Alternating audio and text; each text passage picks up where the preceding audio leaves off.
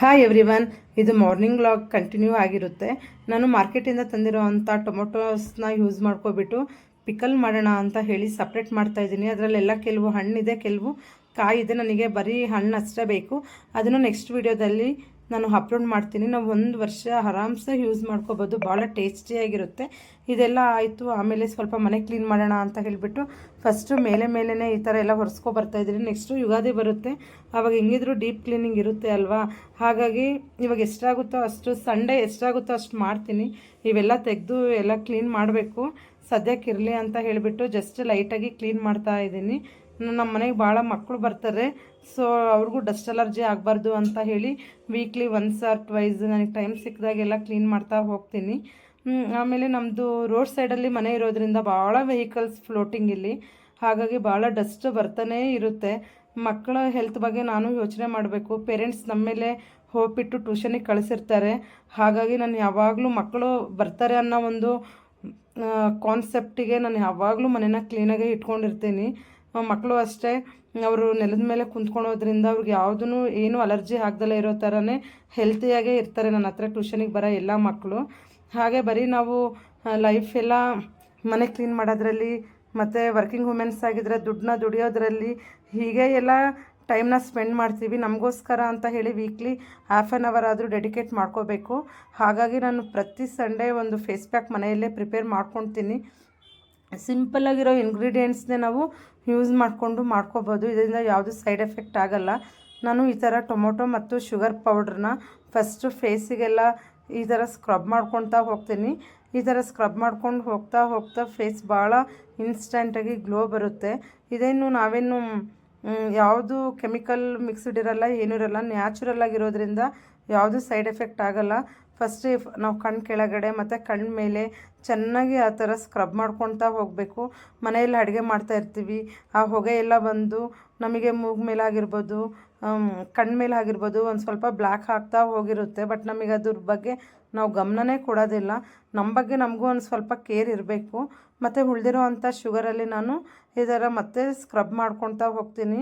ನಿಜವಾಗ್ಲೂ ಎಷ್ಟು ಗ್ಲೋ ಬರುತ್ತೆ. ನೀವು ಫ್ರೀ ಮಾಡಿಕೊಂಡು ಈ ಥರ ವೀಕ್ಲಿ ಒನ್ಸ್ ಮಾಡ್ಕೊಳ್ಳಿ, ಯಾವುದು ಏನೂ ಸೈಡ್ ಎಫೆಕ್ಟ್ ಆಗೋಲ್ಲ. ಭಾಳ ಜನ ಇದನ್ನು ಯೂಸ್ ಮಾಡ್ಕೊಳ್ತಾ ಇದ್ದಾರೆ.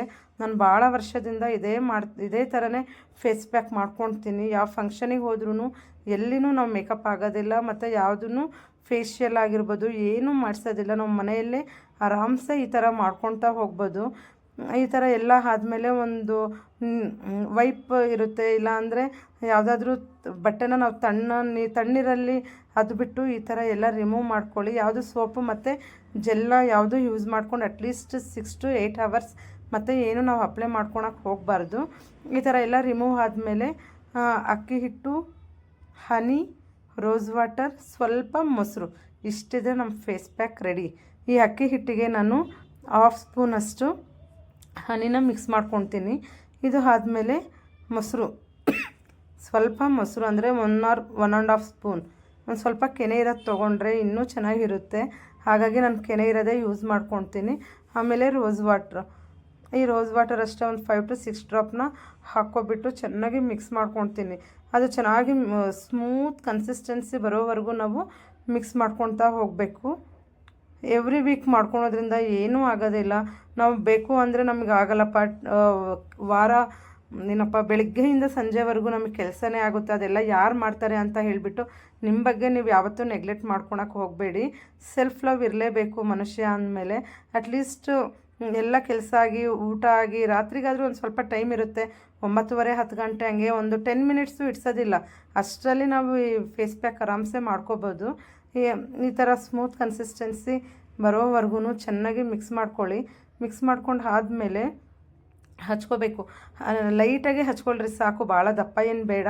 ಲೈಟಾಗಿ ಹಚ್ಕೊಬಿಟ್ಟು ಒಂದು 20 ಮಿನಿಟ್ಸ್ ಹಾಗೆ ಬಿಟ್ಟಾಗ ಯಾರ ಜೊತೆ ಏನೂ ಮಾತಾಡೋಕ್ಕೆ ಹೋಗಬೇಡಿ. ಯಾಕೆಂದರೆ ಸ್ವಲ್ಪ ಫೇಸೆಲ್ಲ ರಿಂಕಲ್ಸ್ ಬಂದುಬಿಡುತ್ತೆ. ಏನೂ ಮಾತಾಡೋಕ್ಕೆ ಹೋಗಬೇಡಿ. 20 ಮಿನಿಟ್ಸ್ ಎಲ್ಲ ಆದಮೇಲೆ ಮತ್ತು ನಾವು ತಣ್ಣೀರಲ್ಲಿ ಅದನ್ನು ಫಸ್ಟ್ ಸ್ಕ್ರಬ್ ಮಾಡ್ಕೋಬೇಕು. ಎಲ್ಲ ಡ್ರೈ ಆಗಿರುತ್ತೆ. 20 ಮಿನಿಟ್ಸ್ ಆದಮೇಲೆ ಲೈಟಾಗಿ ಹಿಂಗೆ ಸ್ಕ್ರಬ್ ಮಾಡ್ಕೊಳ್ತಾ ಹೋಗಬೇಕು. ಈ ಥರ ಅಪ್ಲೈ ಮಾಡ್ಕೊಳ್ಳಿ ಸಾಕು, ಭಾಳ ಡಾರ್ಕು ಬೇಡ. ಇದು 20 ಮಿನಿಟ್ಸ್ ಆಫ್ಟರ್ ಇದು ಈ ಥರ ಲೈಟಾಗಿ ನಾವು ಸ್ಕ್ರಬ್ ಮಾಡ್ಕೊಳ್ತಾ ಹೋಗಿ, ಯಾವುದು ಸೋಪು ಮತ್ತು ಫೇಸ್ ವಾಶ್ನ ಯೂಸ್ ಮಾಡಿಕೊಂಡು ಸ್ಕ್ರಬ್ ಹಾಕ್ತಲೂ ಫೇಸ್ ವಾಶ್ ಮಾಡ್ಕೊಳಕ್ಕೆ ಹೋಗಬೇಡಿ. ಅಟ್ಲೀಸ್ಟ್ 8 ಅವರ್ಸ್ ಗ್ಯಾಪ್ ಇರಲೇಬೇಕು. ಈ ಥರ ಎಲ್ಲ ಸ್ಕ್ರಬ್ ಮಾಡ್ಕೊಳ್ಳಿ. ಮತ್ತು ಇದೆಲ್ಲ ಆದಮೇಲೆ ತಣ್ಣೀರಲ್ಲೇ ಫೇಸ್ನ ವಾಶ್ ಮಾಡ್ಕೊಳ್ಳ್ರಿ. ನಾನು ಕೊಟ್ಟಿರೋ ಅಂಥ ಒಂದು ಈ ಟಿಪ್ಸು ನಿಮಗೆ ಇಷ್ಟ ಆದರೆ ಪ್ಲೀಸ್ ಯಾರೆಲ್ಲ ವೀಡಿಯೋ ನೋಡ್ತಾ ಇದ್ದೀರೋ ಅವರೆಲ್ಲ ನನ್ನ ಚಾನಲ್ನ ಸಬ್ಸ್ಕ್ರೈಬ್ ಮಾಡಿ, ಸಪೋರ್ಟ್ ಮಾಡಿ. ಇಷ್ಟ ಆದರೆ ಲೈಕ್ ಮಾಡಿ. ನೀವೆಲ್ಲ ವೀಡಿಯೋಸ್ ನೋಡ್ತಾ ಇದ್ದೀರಾ, ನನಗೆ ತುಂಬ ಖುಷಿ ಆಗ್ತಾಯಿದೆ. ಮಾರ್ನಿಂಗ್ ವೀಡಿಯೋದಲ್ಲೂ ಇದೇ ಕಾಂಪ್ಲಿಮೆಂಟ್